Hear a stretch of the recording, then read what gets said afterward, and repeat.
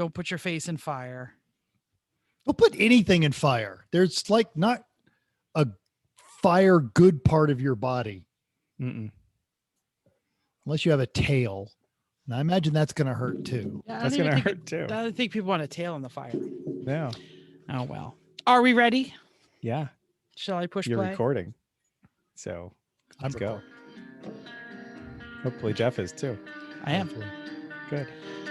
Welcome to Everyone Racers, a show designed for the world of low-dollar racing and oddball car culture. It doesn't matter what kind of Lemma Champ or Lucky Track Dog League you run, SC Sierra NASA, we won't discriminate, as long as you drive it hard and built it yourself. Join us each week for tech discussion, tips, tricks, news and notes in the world of amateur endurance racing, and whether it's on the spot, hella sweet, or we're lucky enough and Chrissy gives us just a tip, we're sure you'll giggle a little and learn even less.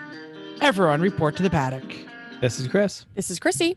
I'm Jeff. And I'm Mental. And we are Everyone Racers. Thanks for coming back and listening to a Businessliner episode of our podcast. It's up episode 195. The Cessna 195 and 190 were Cessna's only post-war radial engine aircraft. Aircraft. We're talking about the aircrafts. I was doing so well. Sound like a duck, an aircraft. These were the first Cessna airplanes made completely of aluminum. Or aluminium, depending on how you want to say it. The prototype flew in 1945 and entered production in 1947. It was expensive to buy and operate. Cessna therefore marketed them mainly as business aircraft under the name Businessliner. So if you're not flying your Businessliner, mislabeling your YouTube episodes, or driving a car, get your E1R bingo card out because you never know when you might win. Let's move right along. What you working on? The only person I don't actually know what they're working on is Mental. Go ahead. So I've been working on the Toyota. Talked about the clutch. I finally got in the garage and I've been pulling everything off there. Between pulling off the exhaust, well, part of the exhaust, the drive shaft, the transmission, the flange to the header, and the engine mounts. Anybody want to guess? He said flange. Anybody want to guess off. how many bolts snapped? 0. Oh, how many are on it? Chris is right. Oh, I mean, nothing. They're all just coming apart. It's really starting to freak me out a little bit. I posted a video today on our Instagram of what 50 years or 42 years of dust looks like underneath the carpet.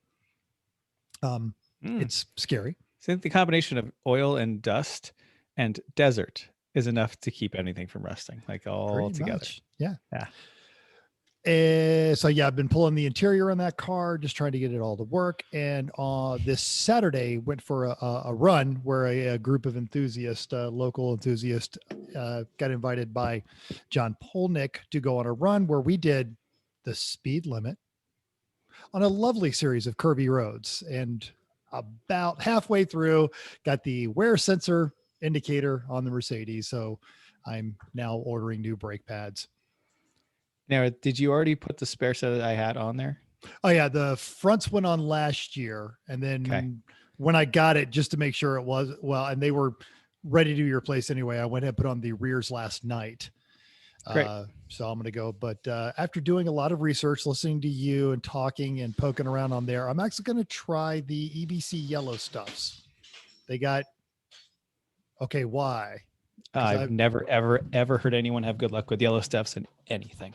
Okay, because they're harsh on rotors. All the reviews I said, they said they were better than the stocks. And all right. Yeah, but those are people who don't know what they're doing. Yeah. Well, the car's not going back to the track. We tried the track and no. Well, stock. Let me see. Yeah, Okay, go for stock. Yeah, go for stock. All right. Or like a Hawk HPS or something. Like if they make that.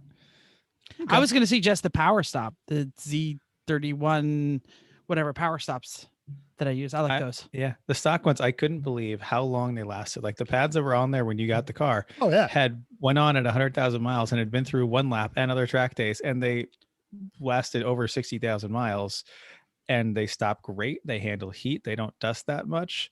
No. Like they don't squeal. Like I can't imagine anything better than that.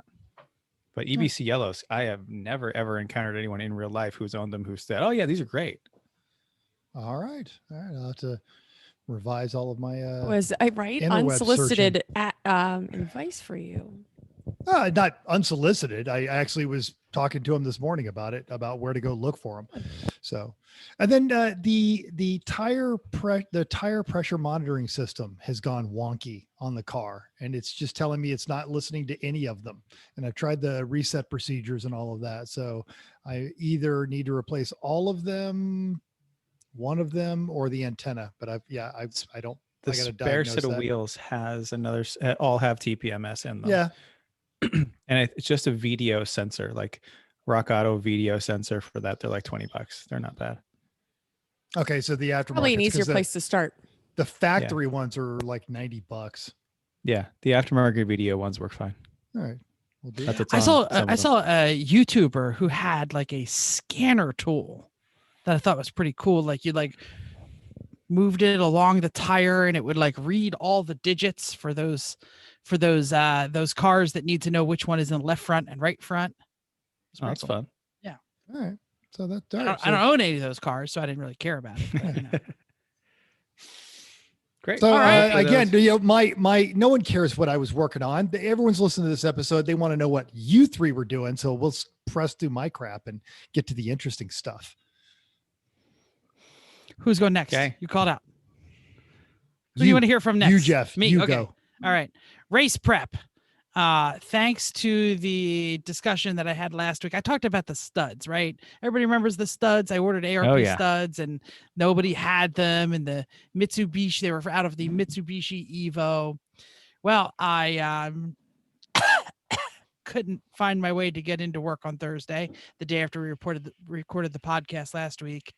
And I spent all day just buttoning everything together nice and slowly and perfectly and eagerly awaiting the FedEx man to deliver the last set of ARP studs. I did go out and buy a set of backup studs, just stock Mitsubishi Evo, so that it would match thread pitch wise, but wouldn't obviously be ARP studs for the one wheel I was waiting for. We got the tires mounted, the nearly stolen tires that got all taken care of. And we waited until the last gosh darn second, and there still was just nothing in the FedEx that said that it was out for delivery. So we pressed in the Mitsubishi Evo studs, loaded the Z in the Black Magic trailer, and headed out to the track. Good. It is in my home track, so I am 45 minutes from the track. It is the closest any of us are to any track, right? I mean, pretty much. Yeah. So, it was easy for me to like kind of wait, and then finally just put it all together and then take a shower and change and arrive at the track kind of refreshed. So that's what I did. Yeah, it was nice. Obviously we had a race, and obviously we're going to talk all about that. So I will save the rest of the wrenching stories for there. Cool. Chris, how'd your pre-race prep go? It was a bit of a rush those 3 days we had on the way, but after we'd come home from the Cape, fixing the boat and bringing the Corvette home, and then getting the track. But by the time we'd returned the U-Haul trailer with the Corvette off of it, gotten the Mazda home, everything in and loaded, it was all Thursday night, or Wednesday night into Thursday, the whole time. Left Thursday after work as soon as we could. Went to a race, had a race. Race was very good and very bad. Ever since then, been cleaning up. I think we're mostly done with the race cleanup, though, which is good. You looked in the hallway, it would show you differently, but Almost. Mental. Were the balaclavas in the helmet? No, they were in the gear bag. Okay. Right. Yep. Were they missing? So, I didn't know that. That was a discussion point last week. Yeah. I've already gotten the Mazda out of the trailer and given it a once over. Here's a list of things I had to fix. The windshield. That is the list of things I had to fix. And you didn't fix it. You just made an appointment and we dropped it off. Dropped it off at the place, which we drove to. That's we management. drove the car to the place. On 422. Yep. That says 42 race car includes driver meet. Yep. So there's that. It's nice having a street legal race car to drive it to the windshield place that's down the street. But I washed it and got all the rubber streaks off with McGuire's Mother's race rubber remover, which is amazing for getting that crap off. Even that scuff on the right rear, 95% gone. So Mazda's a champ. It's ready for pit NASA. As soon as it comes home with the new windshield tomorrow, it's going to the trailer and staying there until we leave for NASA. Got the Corvette in what? I was going to say you did 2 more things to your race car than I did to my race car. What are those 2? I mean, yes, we'll get and there. Windshield and wash. You don't need to do either of yours. Yep. Nope. Big surprise. Jeff didn't wash. I also, I gave it a Can't. once over, like checked everything. Everything's there. There's nothing wrong. I really looked. There's nothing wrong. The oil is still perfectly on the full line. No one's touched it in months now. That's awesome. Right. What else? Corvette, got the interior partially apart on the Corvette. A lot of stuff from Rock Auto is arriving now. So that's coming along. I'm looking forward to finishing getting the interior out and then dragging the thing out into the driveway with a pressure washer and washing the filth off of it everywhere. And lastly, we've heard just talking about planes and stuff recently. Well, the group of us actually went and bought a plane, and Sasha has finished getting it back to Maryland from Florida, where we bought it this afternoon with our flight instructor. I didn't know you were partnering with Sasha to buy a plane. Yeah, that makes it Hamza, so much more sketchy. And some, yeah, like the Sasha's involved. It's like I shouldn't do like down motions, but you're trying to. But then Hamza's involved, so that's kind of like a plus. Yep. You know, like it all evens out. I mean, Hamza and I are the adults in the room, but it's okay. Anyway, the plane's there. It's in Maryland, so I need to go get my flight medical and start punching holes in the sky. Now, the lovely and talented Jennifer, when I told her the story about you 7 people sharing a plane, said, "Well, where are they putting it? Because like these people don't all live near each other." So how many in Frederick, Maryland airport? I was going to say, how many hours is Frederick, Maryland from where you're sitting right now? A little over 2. That's not so bad. So go down, spend a lot of time at one shot, flying around a bunch, come home. Also, depending on the time of year, I could maybe be able to make it a work trip because I happen to go down to our office outside of Baltimore. Yeah, touch, go. I understand. Yeah. Very nice. Is there an airport you'll be able to keep it at the Cape? There is one about 5 minutes from the house.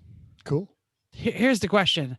What kind of airplane is it for all the airplane heads out there who might want to know? What is it? What the deets? Cessna 150. This is essentially like a 90s Corolla of airplanes. They're all over the place. They built a bunch of them. Small, built a bunch of them, not very fast, very good on fuel, very reliable. Should be, I believe that is a twin prop, or rather a two-bladed prop, or is it a 3? Two-bladed prop with a Continental 200 engine. Continental. Ooh, okay. That is not a pitchable prop, correct? It is not. It is a fixed pitch prop. There you go. Yeah, this is not amateur pilots. Right. Pitch props is a whole nother license or something, or another qualifications. And right now Tyler's yelling at his. Technically, you need 2 of 3 things to make it a complex. Like you need a variable pitch prop and retractable landing gear and things like that. Yeah. That's how you get a complex ready. You can have one of them without complex, technically, I think. And is this a tricycle or a tail dragger? Tricycle. Very nice. Yep. High wing tricycle. I love it. Yep. All right. Super simple. Simple. Chrissy, what are you working on? I did most of those things just to buy a plane. Prep for the race, post-race hangover. Here we are. All right. Say, didn't you have something going on that you were unable to do all of the packing, which was the whole point behind the discussion with the balaclavas of, I should have just done it myself, Yeah, because I was doing other things like packing the race boxes and packing food and making food. And he was like, "What should I do?" "Oh, I'll pack this stuff." And I was like, "Did you pack it? Did you really?" We didn't forget anything, so it's fine. Let's move on. News and notes. News and notes. This Sunday is Father's Day. Don't forget, Car Bibles, one of our newest favoritist websites, has published a Father's Day gift guide. And we think you should celebrate the patriarchy by buying the patriarch in your life an ugly tie and a set of barbecue utensils. Unless they're a car guy, then you can check out all of the things. Are we gonna put them all in the show notes, or are we just gonna put the article? Let's just put the article, so that way they can go themselves.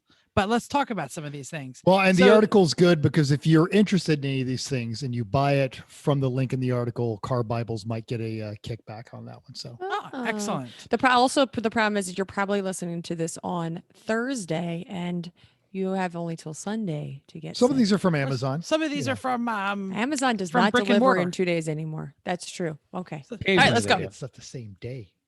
Some of Well, these, good I don't want to go through them all, so I'm going to go through a couple of my favorites.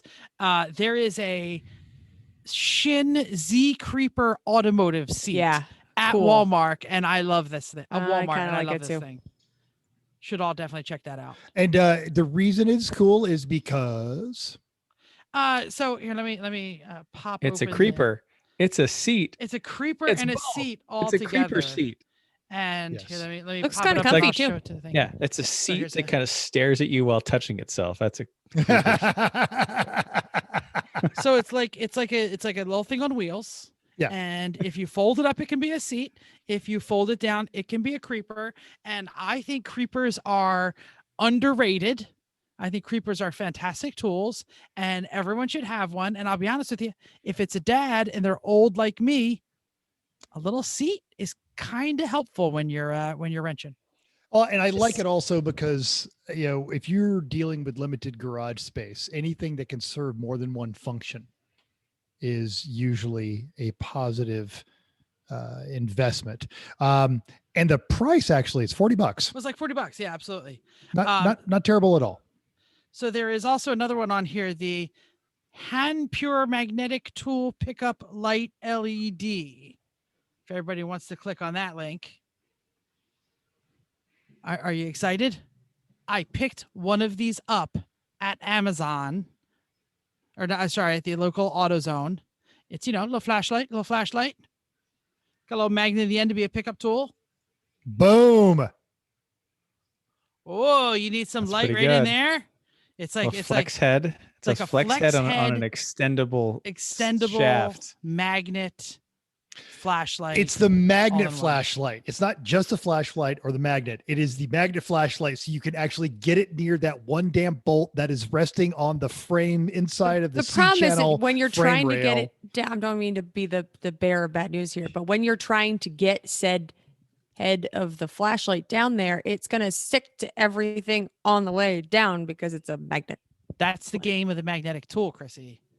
It's like You playing should know. Operation. That's right. Yeah.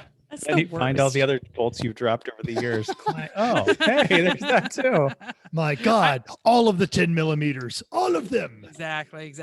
I don't want to steal them all. Does anybody else want to call out any of these, or else I'll do a couple more? Well, what you guys think of the, because some of the stuff in there, and we went through the list, but it's worth the read on the article. Some of it is absolute garbage, but some of them are those kind of as seen on TV style gifts that we've talked about. Don't buy me that. But what's everyone's kind of opinion of that magnetic wrist tool belt thing? The I have one. I've super never bracelet. I've Never used it. I have one. I've one. never used it. I will say that there is a set of jumper cables from Northern Tool. Northern Tool is Blah, those things are awful. Yeah. Are they awful? But I'm going to say a good set of jumper cables, like an actual heavy duty set Oh, sure. of real good cables, makes a great Father's Day gift. Yeah. And here's what you Okay, want to never mind. look at on jumper cables, because that set that they linked up there is $35 and they're 2 gauge. It's basically speaker wire. 2 and- gauge is all the way It's heavy. thick. Yeah. That's heavier than we run power wires in the race cars. Yeah, but I thought like a good set of jumper cables should be closer to 0 or. That's only one step off. It's 2. Oh, yeah, Like, I if think, they I were- think 2 would work. I've seen them 6 and 8 gauge. Like, yeah, I don't want those. Oh God, no. Yeah, but two works. Yeah. Here's another thing to not snooze on when you're buying jumper cables. If they have a set that says heavy and they have a set that says heavy long, get the long ones. Hmm. That's Yes. what she said. And for comparison, also at Northern Tool, which if you're a Harbor Freight fan, and we all are, Northern Tool is one of their competitors. They have the adjustable swivel stool, which is $50, more than the Z Creeper. By the way, yeah, I've been calling mine literally every day. They don't have it yet.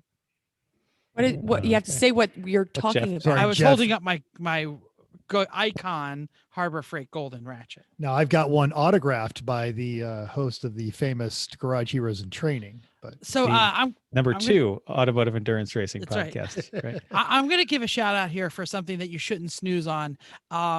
The Heart tools at Walmart are making great strides. I'm not saying it's all good. I'm not saying it's all bad, but there are some picks of the litter there where our new radio boxes that Jim bought, the stacking set, are actually Heart branded, very robust, very similar to some of the other. I mean, it's not as heavy as the DeWalt or the Sorry about this one from the Tool Bear. yeah, I do actually. Yeah, Tool Bear. So, but they're good stuff. They're greatly improving. And there's a link to that. It's a 215 piece mechanics tool set for $150, which isn't terrible. But when you're looking at these sets as a gift and you're not a tool person, don't fall for that. The more tool count is the better answer, because what they do is put tiny little crappy tools in there to Filler. up their count. Yeah. And Yeah. you want All the little screwdriver inserts. How that. many of them do you want? Yeah, All you of know, them. tiny little Every Allen Allen wrenches. wrench. Yeah, every little tiny Allen wrench. So what you want to do when you're looking at these tool sets is make sure that it's got a good set of 3/8 and 1/2 inch drive ratchets and sockets. And if you really want to get advanced, if they have 12 point and 6 point, that's kind of how the Sears sets used to make a big splash, is they would have those options on there. Very nice. Agreed. Yeah, there it goes. Mental, I know it's not on here, but it is a bit of news and notes. I know you already talked about John Plochnik, but did we get a shout out on their show? Oh, we totally did, actually. I was going to tell you guys this later offline, but I'll tell you now. He is also scheduled to be on the show the end of this month. So June 30th, John will be our guest. Who? John Polnick, the director, writer of the Porsche Road Trip, one of the hosts of Bid Nerds and Der Fascination. Got it. Yeah, big Porsche guy. Yeah. Also, friend of Sir Mix-a-Lot's. I think that matters. Not only, yeah. So we sort Chrissy of got excited by that one. She's like, yeah, we got No, a shout that's out. for you. a name I heard of. Yeah, that was it. Sure. We got a shout out twice because John was talking about us and he recommended that his host or his co-host go and watch it the next day. So I said, you know what? I did watch it. And you know who's cool? Chrissy, because she does the same thing we do. She gets on the websites and gets all excited and then like runs around and does that kind of stuff. And that's when John goes, well, sorry, Mental, we're going to bump you from the show. Chrissy, we'll get you scheduled. So yeah. So yeah, And, we'll be making some guest appearances on that show, and then we make some guest appearances on our show in Yeah. the future. Mhm. Awesome. Should we do recent results? Can I do Yes. Can I do upcoming races first? Oh, sorry. No. Upcoming races. I skipped it so you can check it off the, Okay. the bingo card. Because Well, all y'all scroll the heck down while I'm reading. Champ Car is running Autobahn South, which is the better one this weekend. So there will be 39 cars for which they won't see each other. So that's cool. No. Wow. 11 of those are BMWs. Boring. Boring. Yep. 7 Miatas, 3 Hondas, 1 Porsche, and an Elantra. We'll see Which- how that goes. I know that on the West Coast, Champ typically has smaller numbers, but I thought their Midwest races were starting to pick up. And Autobahn, I mean, that's a huge gearhead community right there. Yeah, I hope. Yeah, it does you well. think they Lemon's Autobahn usually does Oh, pretty yeah. well Yes. there. 100 In fact, cars. Yeah, I'll Yeah. be. Well, right now I'm on the schedule to judge, so hopefully I'll be judging that one. I'm looking forward to it.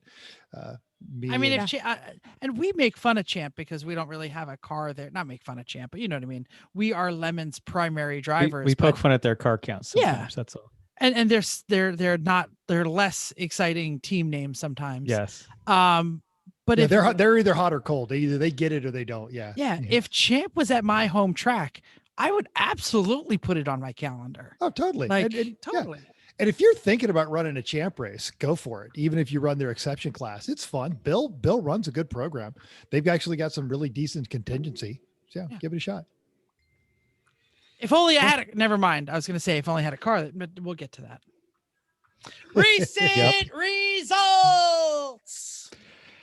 Rally correspondent and iRacing alien Santiago got us a rally report from last weekend's Southern Ohio,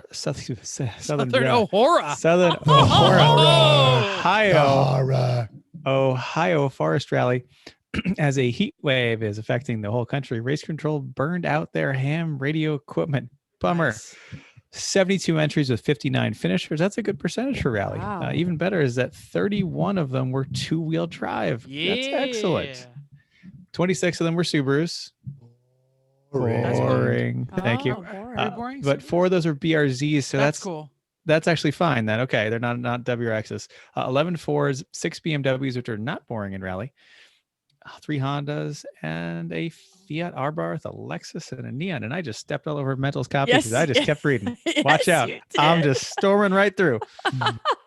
You're very excited. Mental, do you want to take this? Oh, yeah. McKenna Motorsports won overall in a Fiesta FRC car. WRC. I was like, that's all right. Fiesta WRC car, and the thank you. Sorry. Mental is editing the copy as Chrissy is reading it. Thank you. He's like, well, that's spelled wrong, so I better fix that. Well, spelling. that said mature, so let's go with the amateur group was won by Heavy Metal Motorsports and there's Fiat. And Impreza. I swear we're not drinking tonight. I mean, maybe Mental is, but still. When you're searching for videos on the internet, don't make that error. If you're looking for amateur and you get mature, you might be not happy. Oh, okay. Because of your expectations, I suppose. The Heavy Metal Motorsports won in their Fiat 6 Impreza. Of course, Santi won the Limited 2. Great congrats for him, but he had to earn it as he was trading positions with a 17-year-old Fiesta, a 17-year-old Fiesta, and another team in a VW Golf. I'm sorry. He said 17-year-old kid, and I goofed that as well. In a Fiesta. That's what you're saying. 17 years ago. 17-year-old in a Fiesta. Yes. Got it. The two-wheel drive class was competitive. Santi was the fastest in the limited class, but 12th of all the two-wheel drive cars. So there was a pretty heavy contingent of two-wheel drive open cars. He did manage to beat a supercharged BRZ driven by Dirtfish instructor. Wow, that's pretty. Oh, the guy put it in a tree. I'm sorry. Dirtfish instructor put it in a tree, and that's how they beat him. Hey, important to finish first. Yeah, that's right. You got to finish. Next races are the Summer Snowdrift Regional Rally in Michigan and the New England Forest Rally in July. In paved racing news, WRL was at Heartland Park Saturday at the top car of Chill Out Systems, 2 laps over the second place team of Team Phoenix, and the third place of Team Frozen Rotors was just 1 second out of second place. Now, Sunday, Chill Out ran away with it. They were 15 laps over the second place car of Windy Knoll Racing, and 3 laps back was Fine Sausage Racing. I think what's happening a lot with WRL is instead of just naming the team after the owner, they're just naming the team after their number 1 sponsor. I guess I'm okay with that.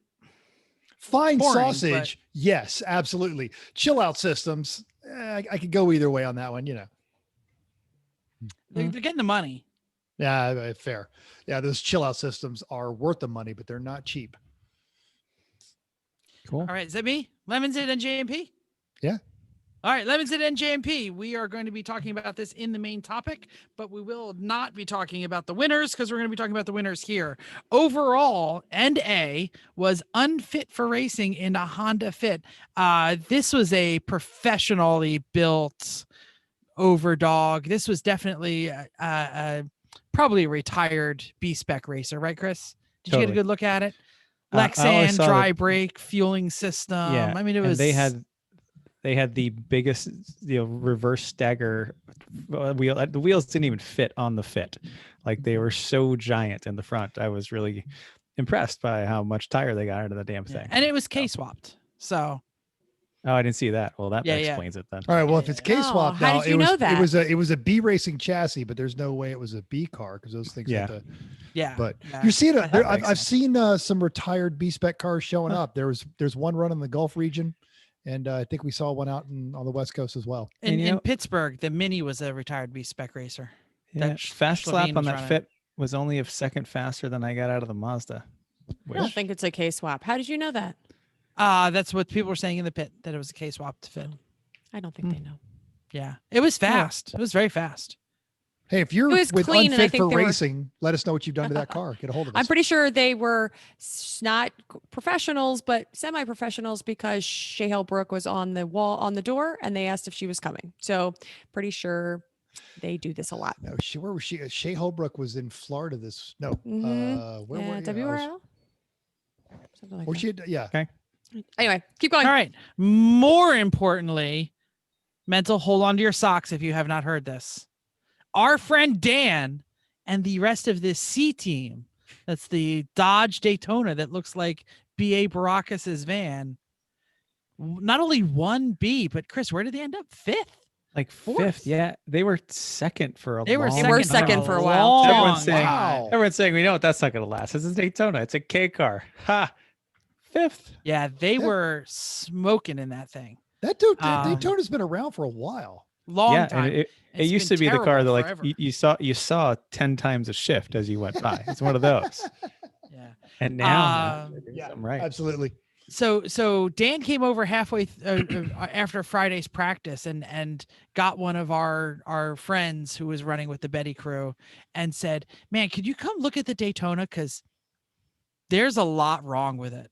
Something is wrong in the suspension, and I don't know how to tell them what to do." And Chris, what was the number? There was like 3 inches of positive camber? Oh, No, I think God. it was I think it was 1 inch of toe out. What? Oh no, it think was is more what than it 1 inch. He thought it was 1 inch, but then he said it was 2 3/4 or something like that of toe. Plenty is what it was. Yeah. A lot. The C class was BRF Racing in a 76 Dodge Aspen with the coolest wheels on the planet. I have no idea what they are. They were like a multi-piece bolt-on affair. I don't know. Who can tell me? Mental wants to say it, I guess. So they're because they ran that setup at Pitt, and correct. it's B&W hubs that he machined to fit Volkswagen like ends. centers. Yeah. It's They're like wide fives now. There's something, and they have this Volkswagen. There's like a giant center cap that sticks out now that sticks out way beyond the rest of the car and acts like one of those spinners on chariot races to chew up whatever's So next to you it. can, So so it's you great. can bend her. It's great until it hit the Mazda and chewed up the brand new wheel Yeah. on it. That's the video that Jeff posted, which is Yeah. dumb. Yeah. But anyway, So not gonna as be cool showing as it a you little say. bit. I'm going to shame those wheels because you shouldn't have them damn things sticking out the sides. They look cool. Shame. Shame. Shame. That's also an Ecotech I don't swap have anything to Aspen. It's an bag. Ecotech Yeah. because we saw that I don't car have at anything to Thompson bag. when it was still primered. So that car has been Oh. in development for quite some time. It's getting quicker. It's okay. Shame. Close. I'll have to get a cowbell.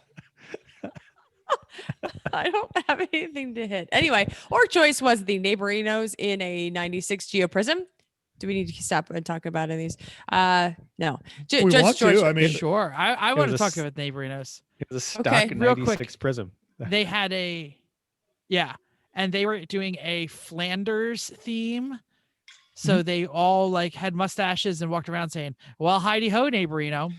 that is a And deep Simpsons reference.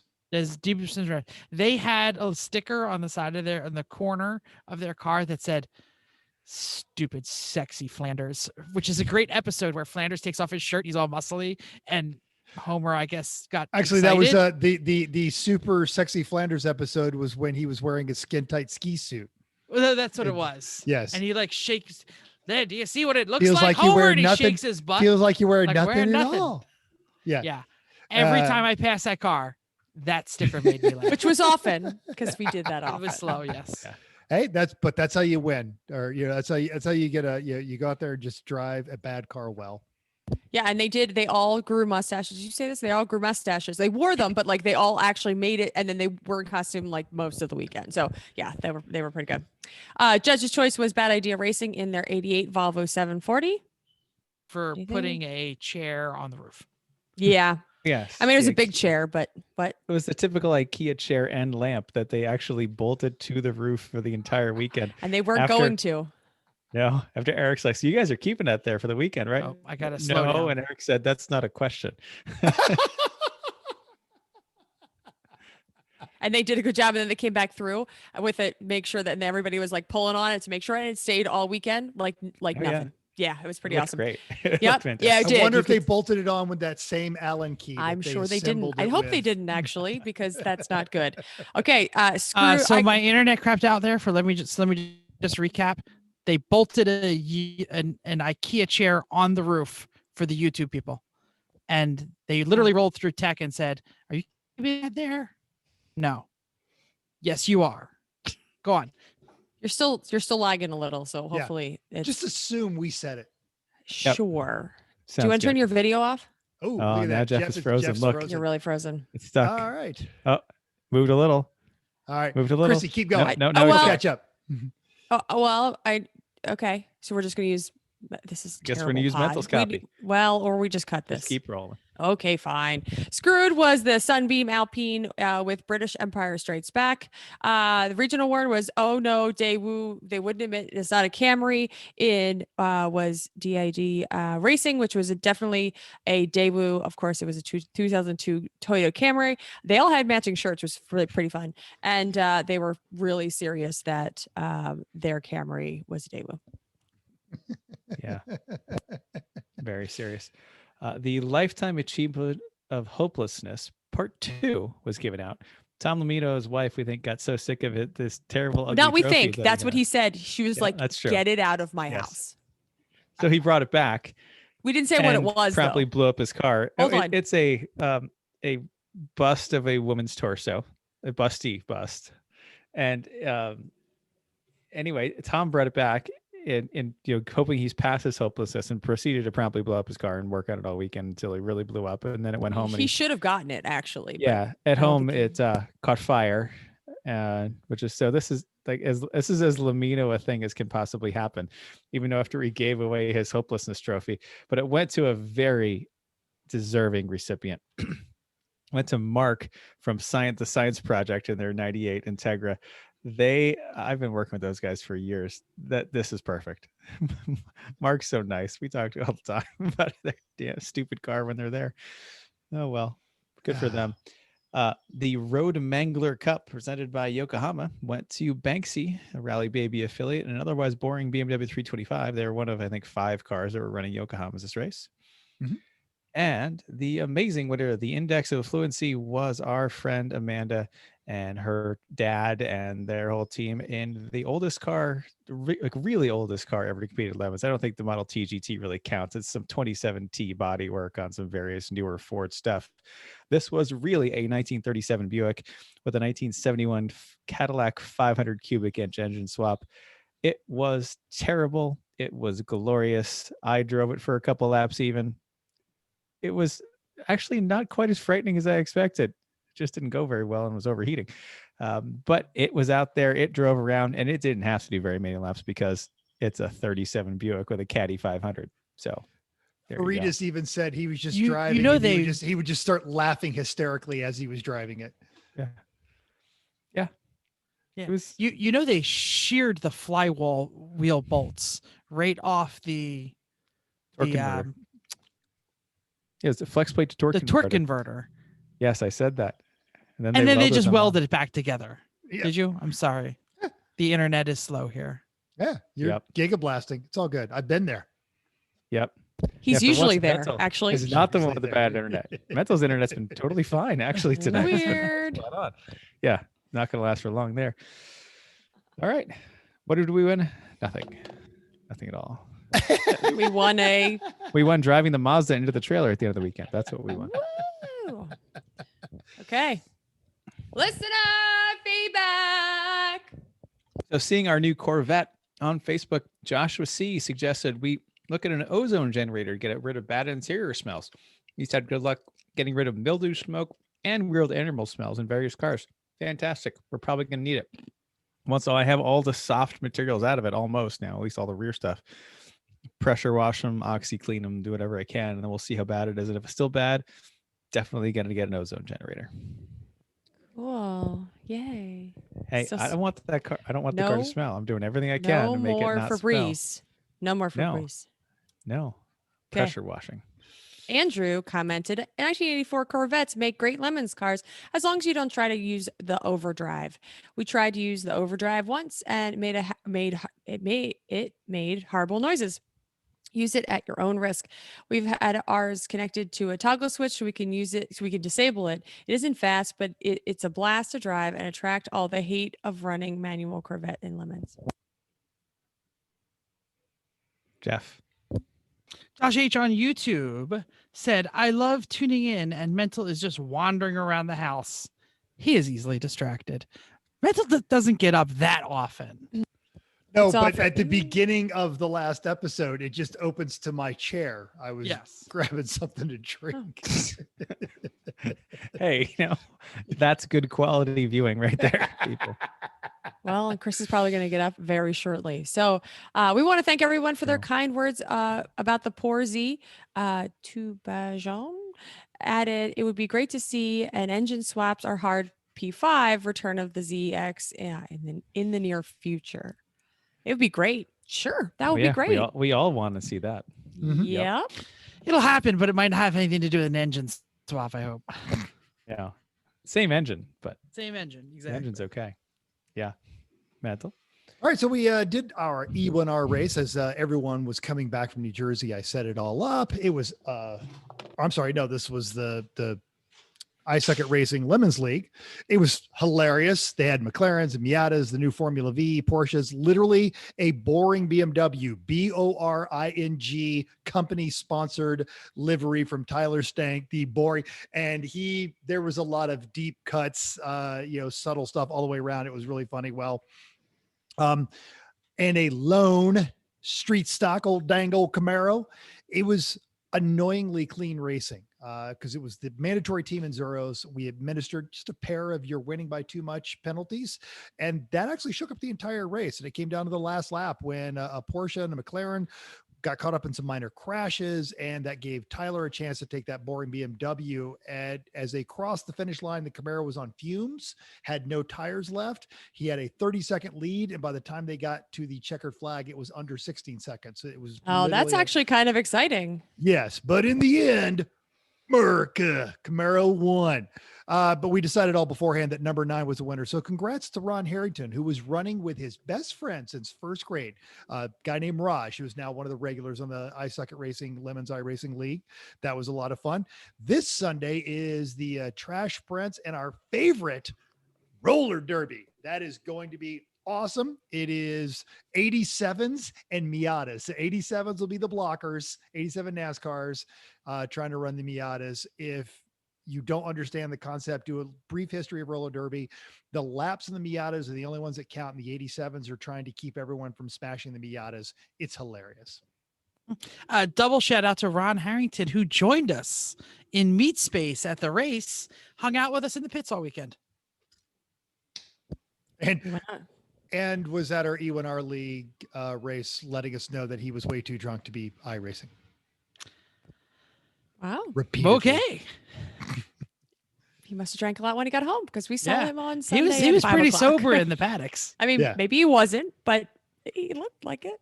He hit it well.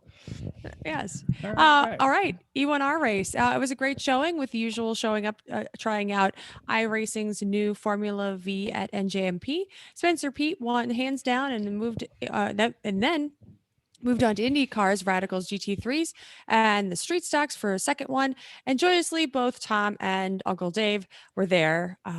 Good on them. According to one player, it just felt like the balance returning to the Forks. Yeah, I could not leave my family after being away for all weekend and join the race. So I'll try and be there this weekend. You were still cleaning up. Yeah. To that end, Hey, though, for that one, the Trash Spencer and the roller derby, Bearded Sim Racer would love to have all 4 of us back in. Sunday feels like a good time. Roller derby, lots to talk about. We could have fun. I told about driving We'll ass. see. We'll see. Oh, we'll see what we can do. It is Father's Day, so I have to like go visit my dad. You know who really cleaned up at the races this weekend? Everybody in the damn paddock getting Chrissy's mom's cookies. Seriously, there were a lot So of much. cookies. There were They so were many great. people enjoying the cookies and saying thanks to Chrissy's mom and hi to Chrissy's mom and stuff like that. So very She's a popular. minor celebrity. She Mine does. pretty much. Chrissy's mom has a posse.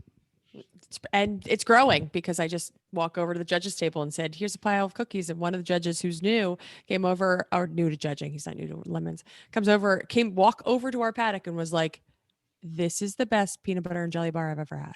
And he was like, I was like, oh, I thought this was going to be pretty good. And he was like, what is this? Yeah. It's crack. It's basically crack. That's The what I black said. and I white was like, no, Crack no. and Tupperware. Yeah. Yeah. The I black was and white cookies were my favorite of the weekend. They- Although the chocolate ones with the white chip, I can't do favorites. Like favorites, kids. Yeah. You can't favorite them all. Nope. Yeah, it's true. Okay. New Jersey Hangover Show. And folks, my 3 co-hosts are quite hungover. So who's gonna tell the Z story?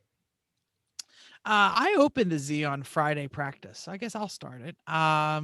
So I mentioned that we had brake problems in Pittsburgh. I mentioned what I did to try and fix them, cut rotors, just checked everything, put new hardware everywhere. And I went out on the opening shift of the Z and I did everything in my power in some light rain, not heavy rain, but everything in my power in light rain to bed those brakes. So the line was mostly dry when I started and the track was mostly dry by the time I ended. I guess about like a hour long, Chris, 90-minute shift. Yeah. Probably an hour. Probably an Hour. hour. But we were also pushing the power steering too to see how that was going to go. Push the power steering, yeah. And I would drive like a total moron. I would get on the straight and I would blast to 105 and I would get to be about 100 at start stop and I would slow down to 60 for no reason in the middle of the straight, no one around me. And then I would blast it up to 80 again and then break down to 40. I was just doing everything I can to abuse the piss out of those brakes. And it kept stopping and it kept turning and every lap it got better and better and better and it pulled like a train. It stopped on a dime. Every single control surface though is so light and needs to be touched with a feather. The gas pedal does not have a lot of throw. The clutch is extremely light in feeling. The brakes, you breathe on them and the car stops. So it was an interesting experience. I mean, you had to push all the pedals harder in the 3. Like it just, like Chris, would you say they didn't have feel? Did you? No, they have feel. They're just very light. They're just very light. Yeah. If you were wearing like thick soled shoes, you would have trouble feeling what you needed to feel. It just requires a finesse touch on all of the controls. Yes, it is. You don't hammer handle it around, you finesse it. Yeah. And the power steering I thought felt great. I didn't think it was, but again, light, it was a light steering car. You didn't have to work hard to row it around.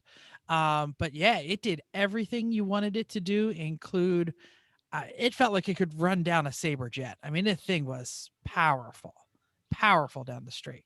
Did I get an idea of what times you guys were running? Well, I was putting the brakes on like 3 times every corner. So, and then later on it was raining. Then Matt took it out for a while. Actually, no, Eric took it out for a while. He was fine. Matt took it out for a while, said this thing is amazing, but it's been raining. It was raining a lot during that time. So it rained was never most of the dry. day, even if there was still light rain.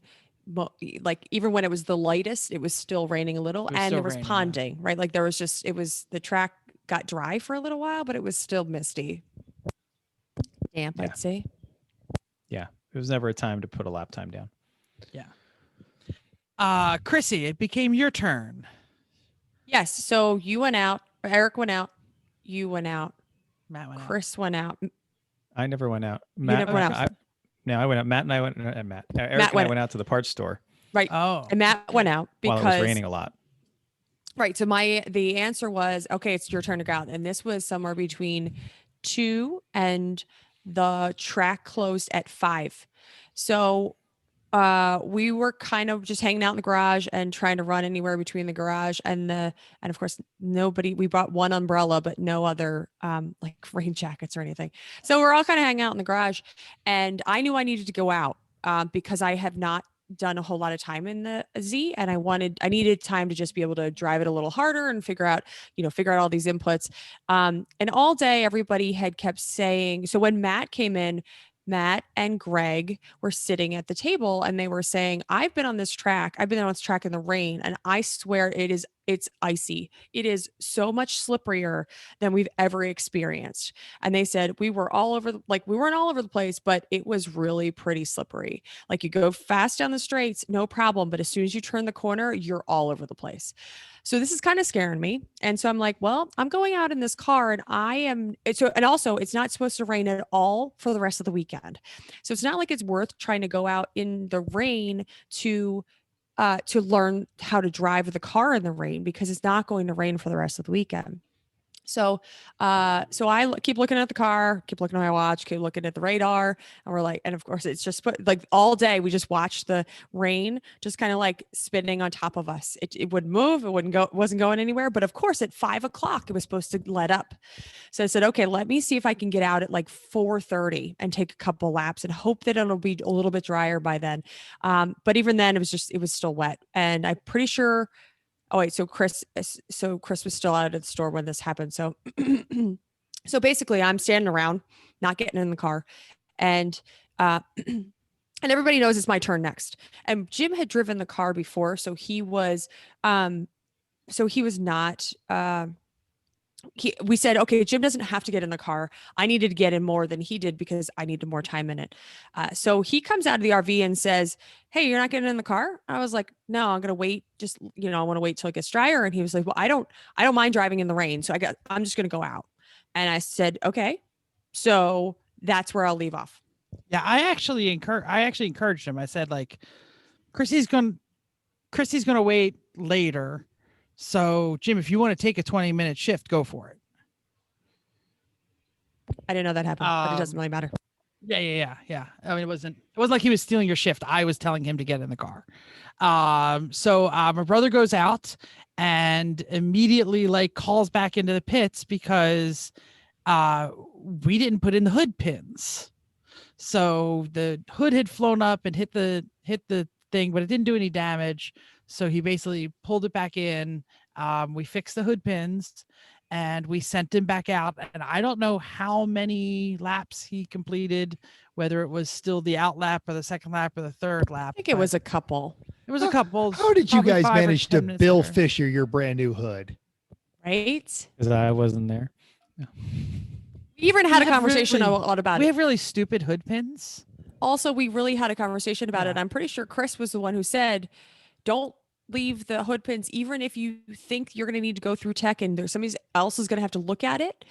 Just put them back. I was standing there when this happened. Oh, well. So when it happened, turns out didn't matter in the end. So didn't matter in the end. Yeah. And then we get a call on the radio and Jim says, holy shit, I just crashed the car really hard. He and the S's, I think it's after the octopus. I have no idea what turn numbers they are. 11. Apparently 10, 11, 12. Coming out of the bridge, apparently.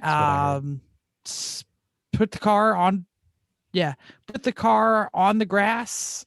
As soon as he hit the grass, because wet grass has a lot less friction than anything else, and put it right into a tire bundle and right into a large part of the Armco, and the front of the car is basically destroyed.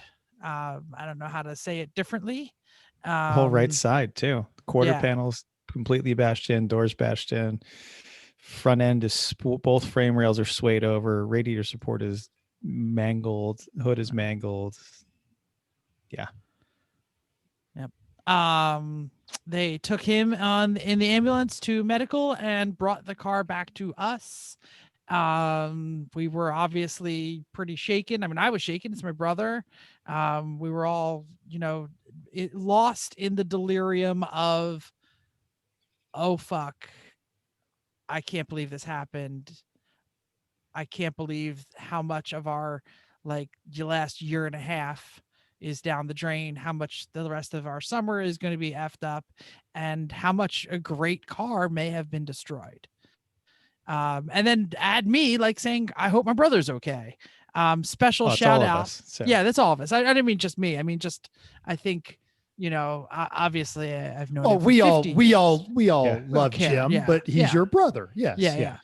So, and special shout out to the NJMP track employee who showed up before my brother even got out of medical to tell me that we're going to get a bill for the Armco.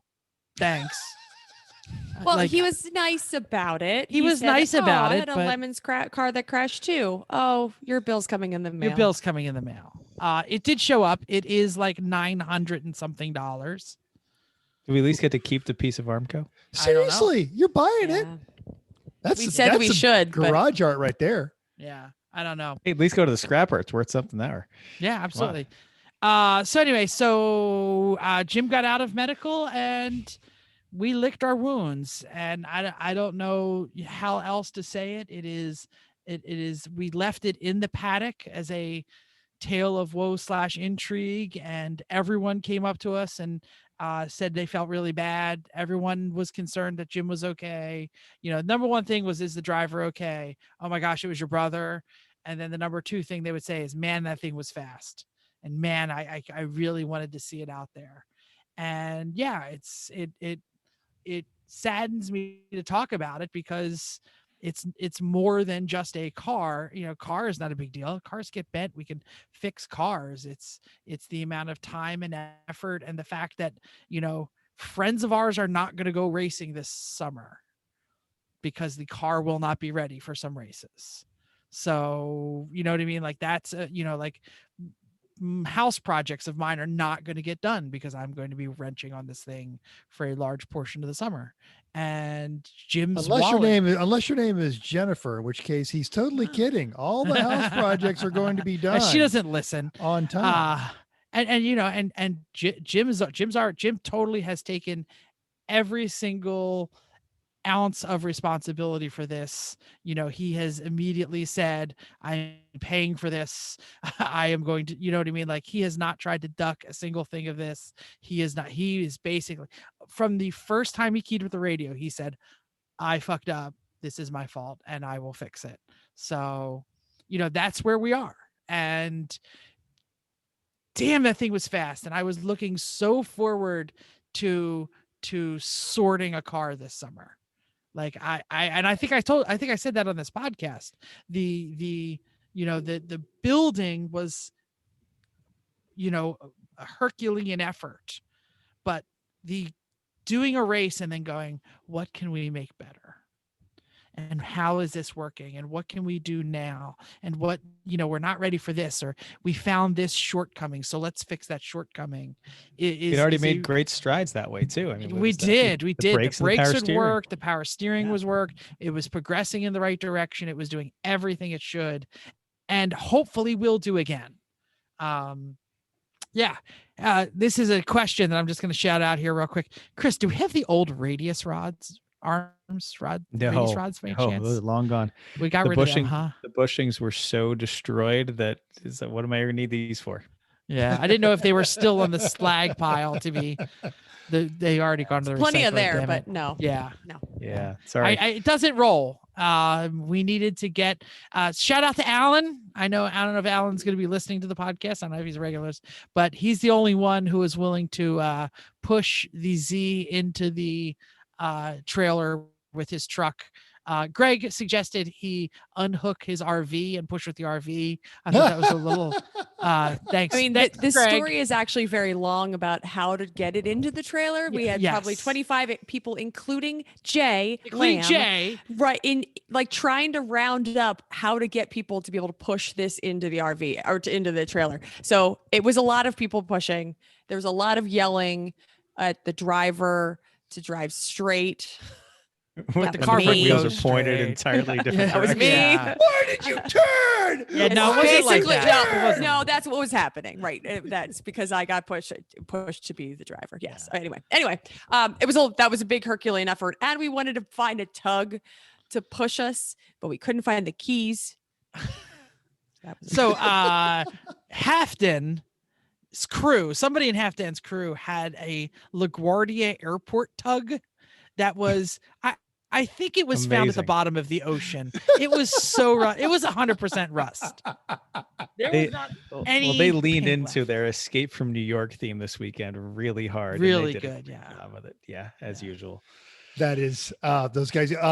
You guys met Casey at the Lemons guy now. There. You guys We met Casey him Oh, there yeah. this weekend too. Yeah, You met him sat at with He ate us. our food and drank our coffee. Oh, he and, loves you guys, I but guess he was great. He sent me a text as Half Dan was rolling through the gate, and he goes, "Oh, this is amazing," and I'm like, "Oh, you need to go Just spend wait. some time with him."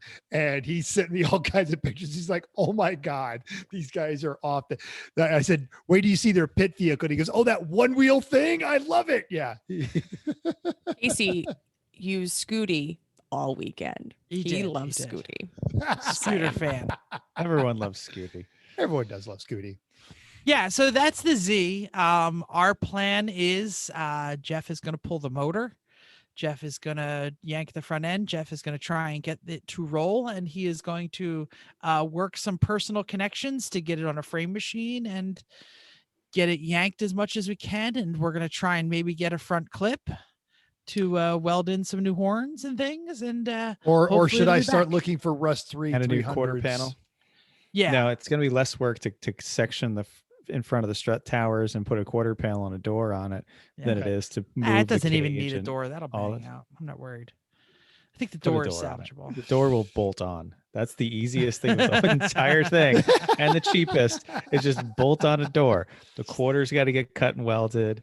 The front Well, frames got to get cut and We have welded. to cut. We have to cut all the door apart too. If we get a door, That's 20 minutes. yeah. Put a door Banging on it out's 20 too. We'll figure it But out.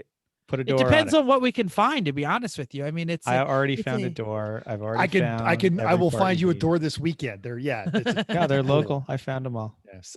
I can tell you where I got everything. It's all around. Okay. Put a door So yeah, on it. that's it. That's what we're doing. Put a bird on it. We need a front end before we get a door. I'm not buying a door. Well, when you're buying until- when you have a parts car that you're taking Yeah, stuff no, off no. of, If I could get a parts car, trust the me, door. we're getting it all. Yeah. well, the junkyard. Anyway, we'll talk about it later. I know where all the stuff is. Okay.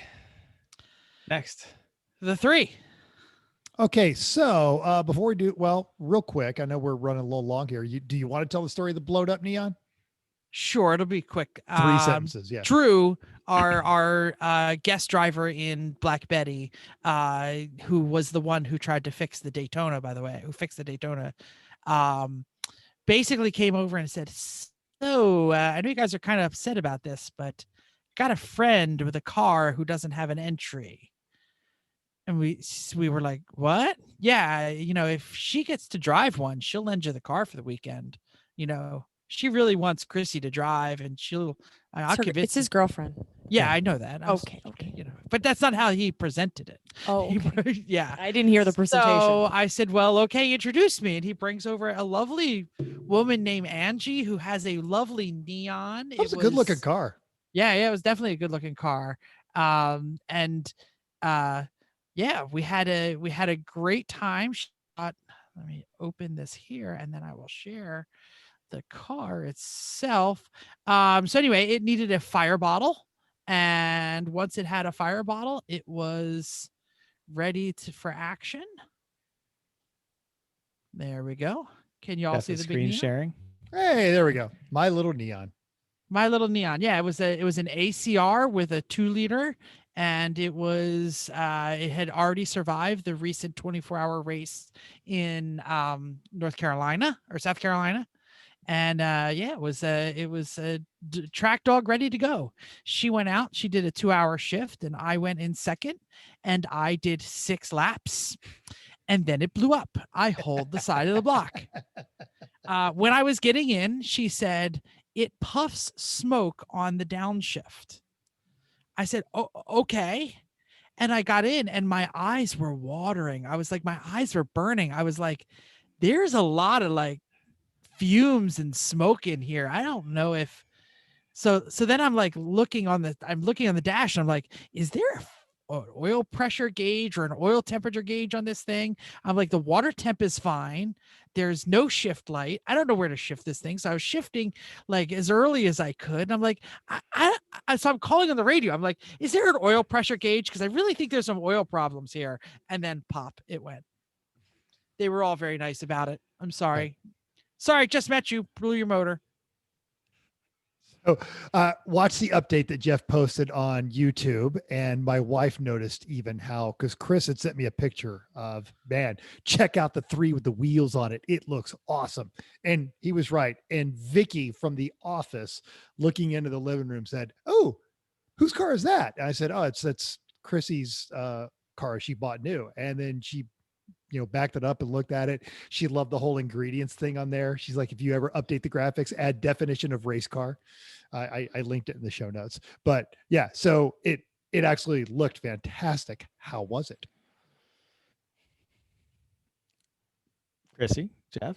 Oh, well, Jeff's first. So no, go. It's your car. You drove first. Oh, you talked about it first. I didn't drive it first. Did I drive it before you?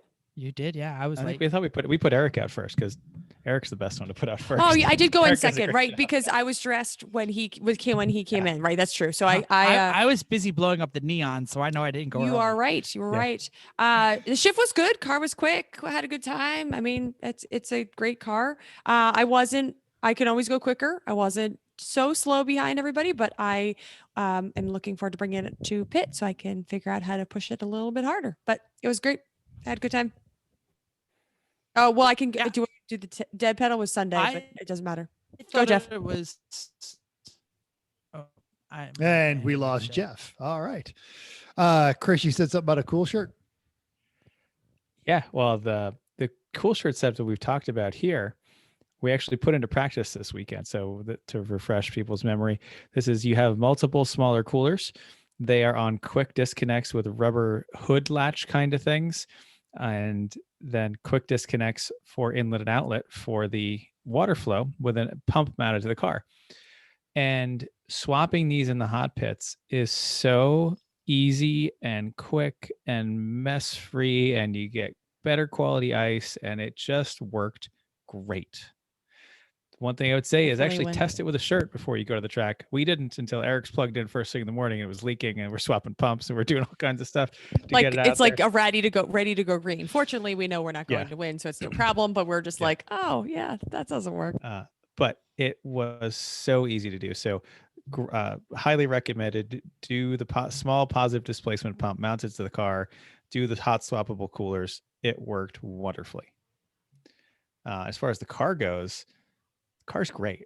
It's so willing to work. Like it's like a little puppy. It's so easy. It doesn't set a foot off. It moves around a little bit, but just enough. It'll understeer normally, but it will oversteer if you trail off the brakes, and especially in certain corners. It has enough power.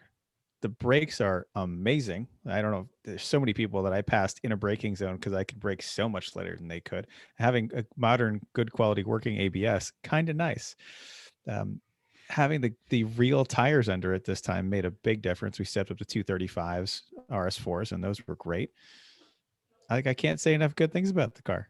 It's a really nice little car. Actually on Saturday when I was driving it, I broke it. I did break it. So I'm driving along. I noticed the car kind of pulse to the right a little bit. On the gas, I ease off, back on, pulse to the right a little bit. I said, okay, keep going. And third time when I stepped on the gas, I hear clang, clang, clang, clang. And then vroom, vroom, vroom. The car's not going anywhere. All right. So I pull off to the corner worker station, park in front of the corner worker box and say, we blew an axle. All the wheels are on the car. No big problem. Get flat towed back in. Went to the parts store, bought an axle. It was in stock, put it in. Didn't tell Jeff the secret of how to remove said axle until I called you and asked, and he was like, yeah, those, you gotta have the It's an puller. Axle separator. Yeah, go get that. You're kind of an ass, actually. was no big getting deal. the part.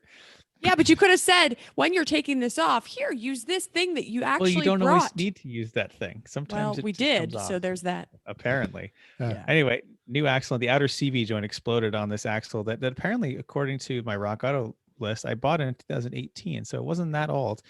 So I've already got the warranty replacement in hand, and I'm sending the old one back to Rock Auto. So now we have a spare passenger I side. love warranties. Say, Seriously. replace Mazda with Honda. Did we do this exact thing like 3 years ago? Yeah, but Yeah, that was except- because they were like Frankensteining different chassis and different axles and different transmissions. This is just stock to for stock. stock. Yep. Yeah. Mhm. Yeah. And it's warranty. The axle angle on the Honda was a little worse than on the Mazda. We'll put it that way. I do want to say that shout out to Manny, because at some point Manny was some sort of Mazda trained technician, and he was like, yeah, you're supposed to bang on it right there, and you're supposed to do this, you're supposed to do that. So he helped us out. But he actually obviously- just stood there, and you were like, I'm trying to do this, and he was like, here, put this thing there, put this and thing you're like, here and oh, it oh, worked. there you go. Yeah, we were having trouble getting the ball joint separated, and he had to help us out. So thanks. I have a Great. more quick thing about the Mazda. I had multiple people either come over or say from afar that they're like, in all seriousness, that car is too nice. And I was like, do you want to hear the story? And they're like, sure. And I was like, so 251,000 miles on the chassis. I owned it since new. Frankenstein, blah, blah, blah. And they're like, oh, it's kind of, I was like, it's a $500 car. I could either sell it to a 16-year-old kid who's going to crash it in 2 months, or I could make it a race car, because what else is it going to be? And they're all like, oh, Good choice. yeah, it's a pretty good idea. And I was like, sure, I kept a nice car, but you can make fun of me all you want. But yeah, so. But no one who So there. knows you goes, oh, that's too nice of a car. Because they're like, oh yeah, that's exactly what Chrissy's car looks like after 270,000. I mean, these are people that didn't know me and Yeah, didn't know that it was exactly. my Yeah. car, and I just happened to be standing near them. So to all y'all who Right. weren't standing near me when I said my car is too nice, screw you. Quite a number of people also said, you know, I daily drive one of these, or As Or my daily wife drives so one of drives many these. one. people came up and said, I got one of these. Oh yeah, Yeah. drives they're one. coming. They're My absolutely coming. internet sucks. Did anybody talk about Matt being We're not doing CSI. No. Oh, We already I did have it on the video and internet. everything. I know. Yeah, no. Oh man. And we told That's- you when you that's- put it on Facebook. No. It's the Aspen with the I thought it was hilarious. wheel shredders. It's also the first scratch. So when yeah. this happens, I didn't know it happened. I guess it came on the radio. Chris comes up behind me, puts a nice hand on my back, and said, so there's a scratch on your car. And I was like, what? Did you come to her weak side in case you had to run away quickly? Like, you know, she had, I you don't- know, she- I don't think she has a weak I side. don't have a weak side. Come on. Right. So I was like, okay, what happened? Because I'm thinking like dent, and and we're like the back scratch. We lost a little light, and I was like, okay, this doesn't sound so bad. And then I got out and talked to Matt, and he made a very sad looking face. I don't know, it wasn't really serious, but he was like, I'm sorry. It was Like, hilarious. it was fine. I just think All it's good. hilarious. This is all in good fun because All it was, good. It was a racing incident, and I put it on Facebook, and I would say this is absolutely where Racer CSI comes in, because both teams, everybody's at fault when a little thing like this happens, and it's nobody's fault at the same time. So I just want to make fun of Matt. Oh, if you want to make fun of Matt, yeah, sure, go ahead. I mean, Yeah, But- well, that's easy. yeah. I mean, don't even video, or if we do, there's an entirely new series of videos that we can find about that one. Jeff's video update had you literally, as he's talking, you pulled in with the floppy dead Oh, pedal. yeah, Now, yeah, we yeah. all love dead pedals because we position ourselves, and we make fun of Chris because for a while he was like, I don't want a dead pedal. And when he got one, he's like, all right, we got a dead pedal. And now Well, he stuck a bolt on with a little washer, and that was supposed to be okay. And we it were was like, pointy. it was pointy. It wasn't a bolt; it was a Terrible. stud that was already there. So to Like, get rid of this the is the point, I put a big problem. washer on it. That was awful.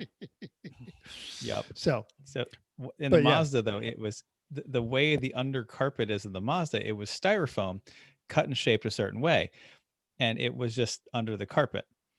So we took part of it off that was a dead pedal and used construction adhesive to mount it to the car, which worked fine for until a day and a half of racing.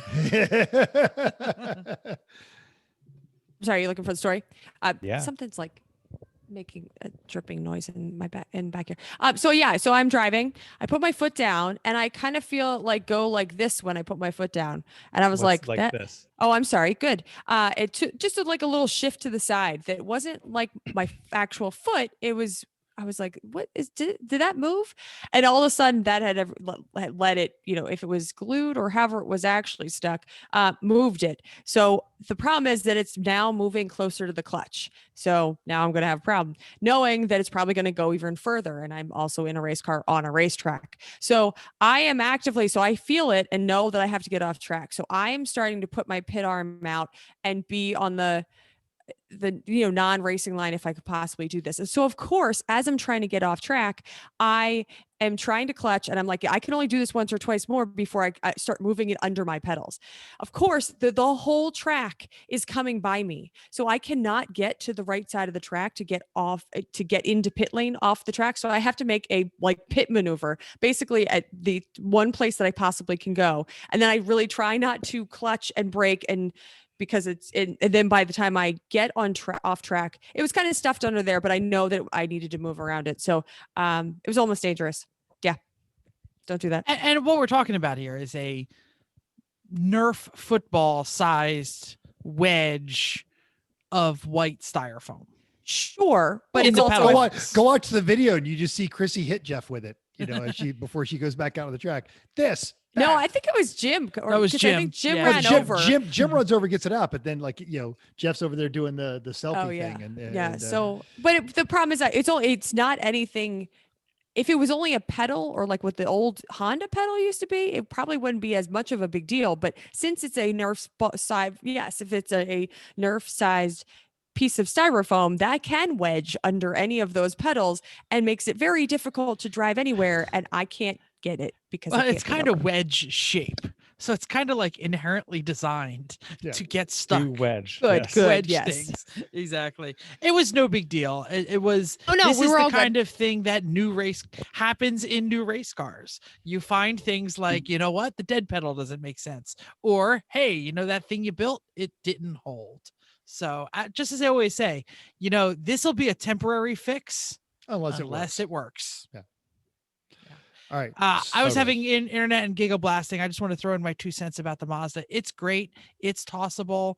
So we had some quote journalists with us, and on Sunday I clicked off a ton of fantastic laps, clean, like just everything was working well. The traffic was really heavy, and that car is just such a willing dance partner. It will do things offline that some cars can't do online. And I was able to dance around a lot of people and made a lot of friends. The Jeep Cherokee that thing was way faster than it should be. Yeah, way faster than it should be. And I think they're a new team. Yeah, they did not. That's what they said on the internet anyway. Yeah, they did not have the racecraft. So even though they could blow me out of the water, they followed me for 40 minutes. The driver, I was talking to the driver on Facebook afterwards, and he basically said, follow the Mazda. You will learn how to get through traffic. That's awesome. So at one point I made a bad shift. I got in 5th instead of 3rd. And I was like, oh, dang, you got me. Go ahead. And he totally backed off and was like, nope. I'm there we go. That's excellent. All right. We're going to wrap this up real quick. This is way too much stuff here, but you guys posted the Instagram of everybody sitting in front of the RV, having dinner. And even when I was deployed, nothing I saw on the internet made me miss the race more than that right there. Just this whole 3-pedal in an image and all the associates, just how everyone goes. And New Jersey's always been socially a great race, if not mechanically a good one. Aside from the actual racing, what would some of the highs and the lows you guys had this weekend? I would say that I had a good 20-minute conversation with Jay Lamb at our RV while he was picking up some coffee, just about hey man, we miss you. We miss the race, and just thank you so much for like giving us the water cooler that we all get to, because we've always said the racing and the cars are just the water cooler that we gather. And he said, I feel really good to be back to human. And we had some just serious talk about, hey, how's COVID in California? How, like isolation. And, I was talking to him about what it's like to run a business through a global pandemic. And he was talking about how much he appreciates that we all, like his circus enough to keep coming back. So just, just great moments like that. My high was Saturday night. The party was epic. It was epic. Chris and I broke down in laughter today, just talking about some of the things that happened. And you didn't even wake up when the bread fight happened. Oh, we weren't there when the bread fight happened. So, yeah. So that particular time, at least. So we played a new game for which we can't find the star of the game. That has to do with, whatever. If you were there, it was amazing. I became a carnie, and we had a lot of people in the hot tub, and it was epic. A trampoline. Yeah, a trampoline.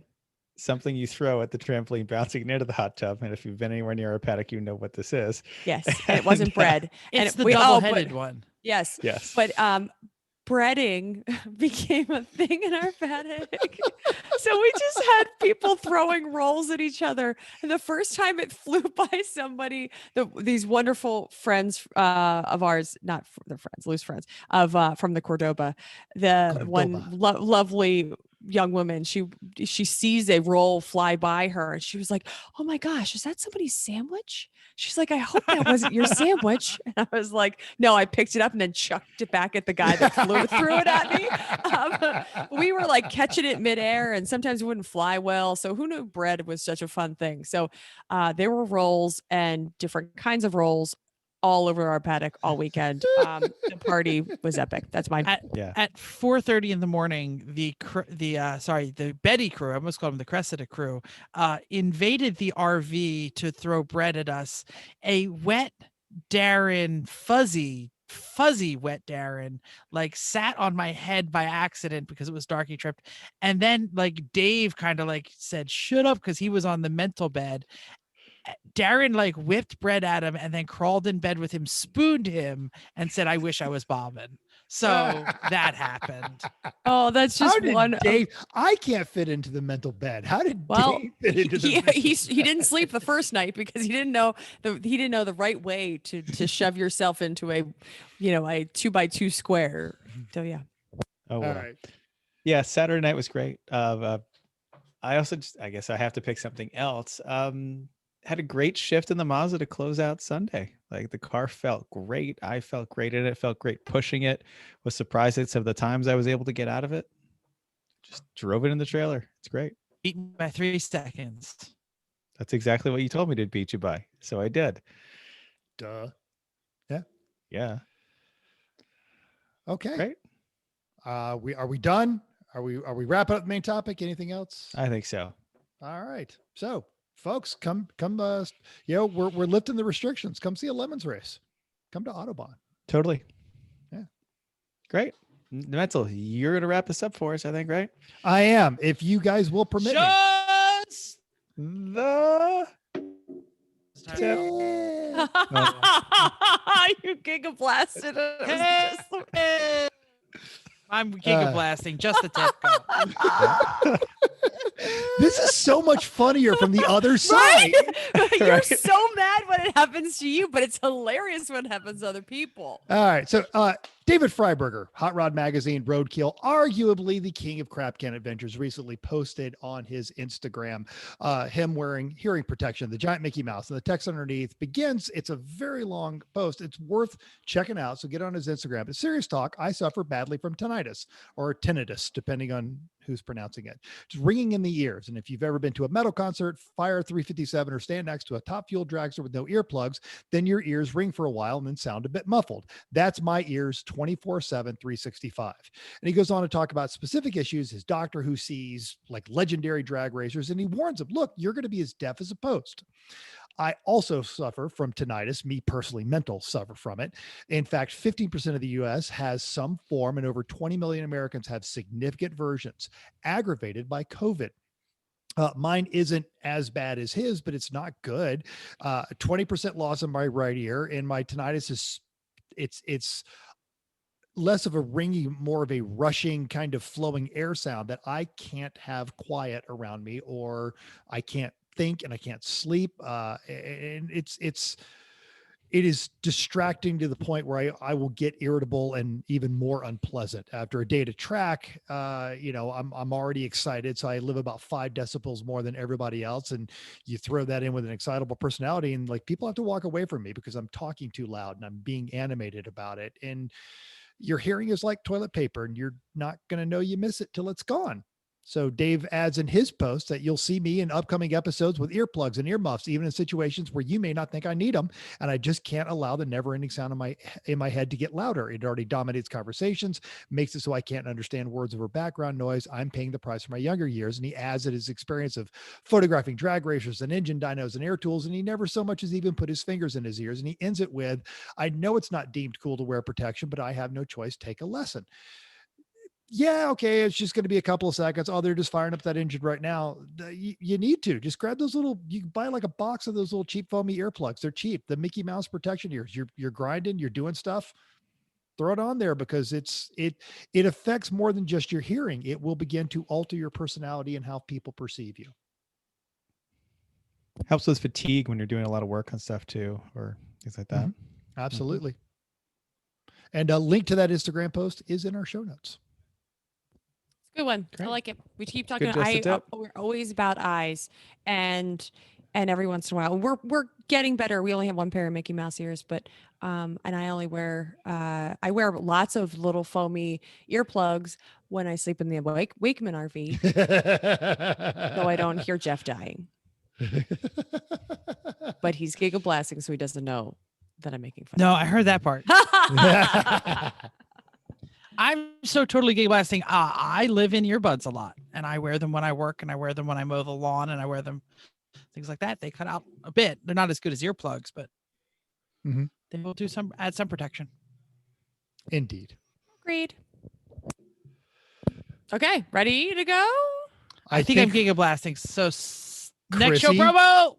We didn't get there yet. I know. I was just making sure we were ready to go. Okay, After almost wrecking an episode of his podcast over 3 years ago, we finally managed to align our schedules with Ike from the Untitled Car Show. He is going to Carlisle, PA for a swap meet, which is a fantastic place. He's going to update us on his Fiero and challenges of racing solo with a job, family, and tell us what is next for the Untitled Car Show. Cool. Great. Fantastic. I guess Jeff doesn't have any speakers or wires or any of those things. I do. I just don't have any internet. So, well, you could shut your video off and then put the audio on.